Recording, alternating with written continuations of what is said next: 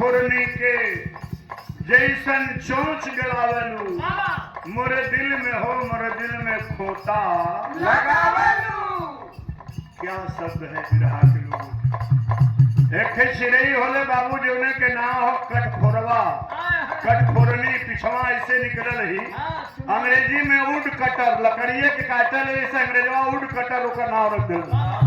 चंचल चिड़ई कटखोरनी के जैसन चोंच गड़ावलू मोरे दिल में हो मोरे दिल में खोता लगावलू। क्या वर्णन है। गोर बदन जंगल जस गम के नीला नैन समुंदर पार लिखने वाले लेखनी।